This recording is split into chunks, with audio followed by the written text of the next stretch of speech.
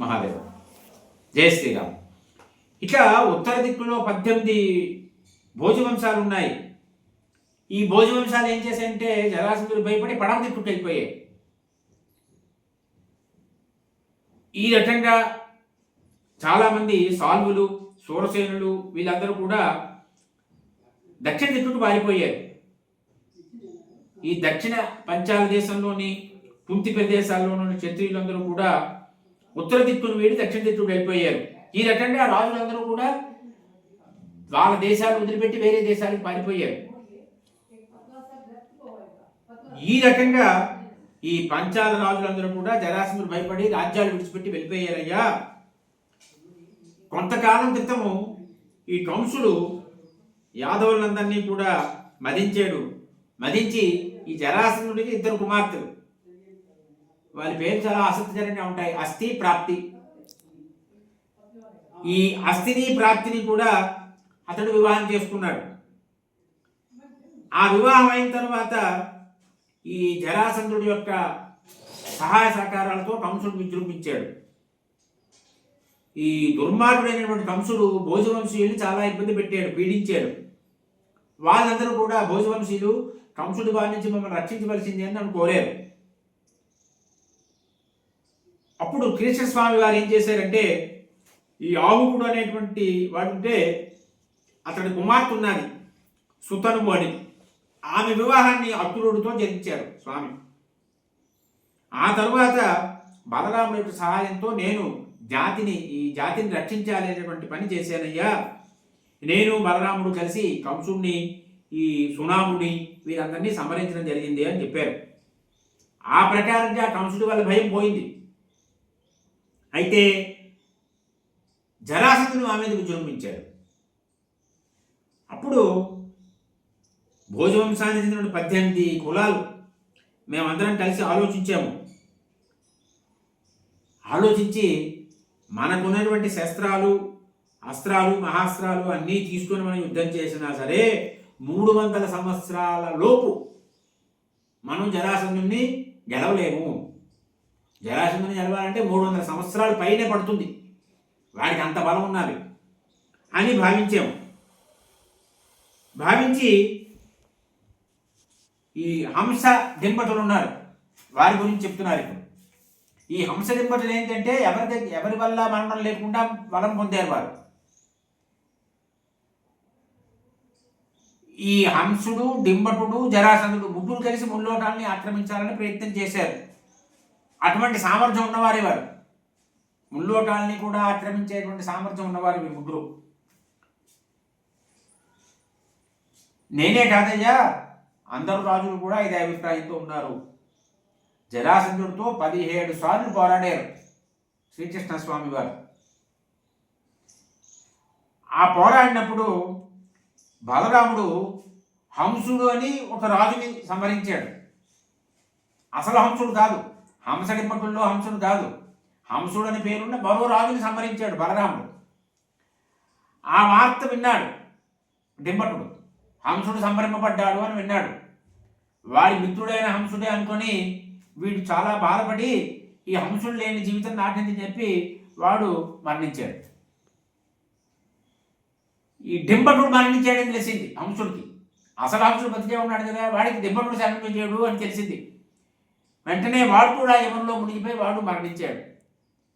ఈ హంసుడు, డింబటుడు మరణించిన తర్వాత ఈ జరాసంధుడు ఇంకా వాడికి మనసు బాగా పాడైపోయి అయ్యో వీళ్ళిద్దరూ పోయారే అని బాధతో అతను సైన్యాన్ని చూసి వెనక్కి వెళ్ళిపోయాడు. ఆ తరువాత మేము చాలా సుఖంగా మధురలో నివసిస్తున్నామయ్యా. అయితే కంసుడు మా చేతిలో చనిపోయాడు కదా, ఆ కంసుడు భార్యలు అస్థి, ప్రాప్తి వీళ్ళిద్దరూ వాళ్ళ నాన్న దగ్గరికి వెళ్ళారు, జరాసంధుడి దగ్గరికి. నాన్న, మా భర్తను చంపినటువంటి వాళ్ళు నువ్వు వదిలిపెట్టకు, వాళ్ళు చంపి అని చెప్పేసి వీళ్ళు కోరారు.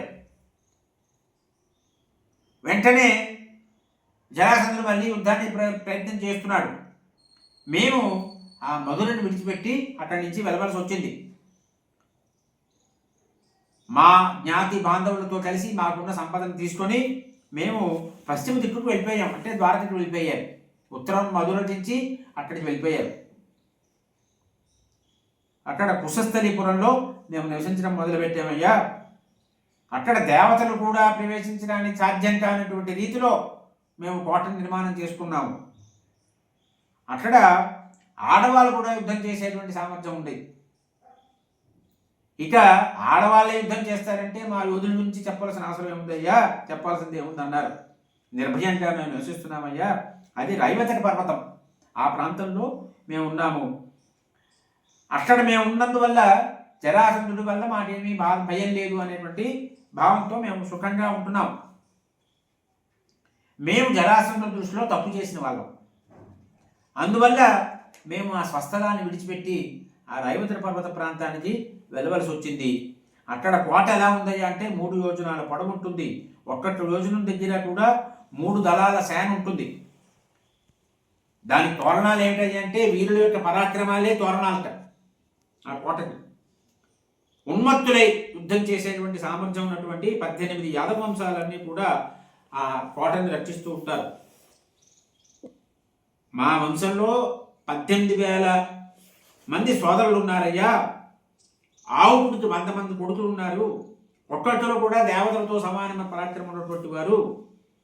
ఇక చారుదేశుడు, ఆయన సోదరుడు చక్రదేవుడు, సాత్యకి, నేను అంటే శ్రీకృష్ణ స్వామి వారు, బలరాముడు, సాంబుడు, ప్రద్యుమ్నుడు, వీరు 7 కూడా అతిరథులు. ఇక కృతవర్మ, అనాదుష్టి, సమీకుడు, సమితింజయుడు, కంసుడు, శంకుడు, కుంతి, వీళ్ళు మహారథులు, 7 మహారథులు. అంబకి భోజుడి పుత్రుడు 2 ఉన్నారు. ఉగ్రసేనుడు ఉన్నాడు బుద్ధుడు. వారికి కూడా మనం లెక్కలో తీసుకుంటే మహారథులు 10 మంది ఉన్నారు. వీళ్ళందరూ కూడా ఎలాంటి శరీరం అంటే వజ్రంతో సమానమైనటువంటి శరీరం ఉన్నటువంటి వారయ్యా, పరాక్రమవంతులయ్యా. 7 ముఖ్యమంత్రులు ఉన్నారు అక్కడ. ఇక కుబేరుడితో సమానమైన సత్రాజిత్తు ఇత్యాదులు ఉన్నారు అని ఈ వంశాల గురించి వర్ణన చేశారు శ్రీకృష్ణ స్వామి వారు. చేసిన తర్వాత, నాయనా ధర్మరాజా, నువ్వు సామ్రాట్టు కావడానికి అవసరమైన లక్షణాలన్నీ కలిగి ఉన్నటువంటి వాడివి. అప్పుడు చెప్తున్నారు, ఇక దుర్యోధనుడు, భీష్ముడు, ద్రోణుడు, అశ్వత్థామ, కృపాచార్యుడు, శిశుపాలుడు, రుక్మి, ఏకలవ్యుడు, ద్రుముడు, శ్వేతుడు, శైభ్యుడు, శకుని, వీళ్ళందరూ ఉన్నారు. వీళ్ళందరినీ యుద్ధంలో జయించకుండా నువ్వు రాజసూయాన్ని చెయ్యలేవు. వాళ్ళందరినీ జయించాలి యుద్ధంలో. ఎలా చేస్తావు? అయితే కొంతమంది నీ మీద గౌరవంతో నీతో యుద్ధం చేయకపోవచ్చు. అయితే ఒక విషయం, మహాబల పరాక్రమాలు కలిగినటువంటి జరాసంధుడు బతికుండగా రాజసూయాగం నువ్వు చెయ్యలేవు. ఒక సింహము పర్వత గుహలో ఏనుగుని ఎలా బంధిస్తుందో ఆ రకంగా జరాసంధుడు రాజులందరినీ బంధించాడు తన చెరసాల్లో. గిరివ్రజపురం, ఈ గిరివ్రజపురంలో వారందరినీ బంధించి ఉంచాడు. ఈ జరాసంధుడు ఆరాధ్య తపసోజన నిర్జితాతేన పార్థివ ప్రతిజ్ఞాయచ్చ పారం సహ గత పార్థివ సప్తమ. ఈ జరాసంధుడు ఉమాపతి అయినటువంటి పరమేశ్వరుణ్ణి ప్రార్థించాడు తపస్సు చేసి. ఆ పరమేశ్వరుడు యొక్క అనుగ్రహం వల్ల విశేషమైనటువంటి శక్తిని పొందాడు. ఆ శక్తి కారణంగానే రాజులందరినీ జయించేటువంటి పరిస్థితి వచ్చింది. ఇప్పుడు ఏమిటి వాడి సంకల్పం? 100 మంది రాజుల్ని బలి ఇచ్చి యాగం చెయ్యాలనే ఉద్దేశంతో ఉన్నాడు జరాసంధుడు. యుద్ధానికి వచ్చిన రాజులందరినీ ఓడిస్తాడు, వాళ్ళందరినీ గిరివిజపురానికి తెస్తాడు, అక్కడ బంధిస్తాడు అని చెప్తున్నారు స్వామివారు. గిరివ్రజపురం కాస్త ఎలా ఉందంటే అప్పుడు పురుష ప్రజంగా మారిపోయింది. గిరివ్రజపురంగా ఉండేటువంటిది ఇవాళ పురుషులతో నిండిపోయింది, పురుష ప్రజపురంగా అయిపోయింది. అందువల్లే జరాసంధుడు భయపడి మేము కూడా మధురను విడిచిపెట్టి ద్వారకకి వెళ్ళిపోయామయ్యా. ఈ రాజసూయాగం చేయాలి అంటే జరాసంధుడిని ఎలా వధించాలి అనే ఉపాయం చేయాలి.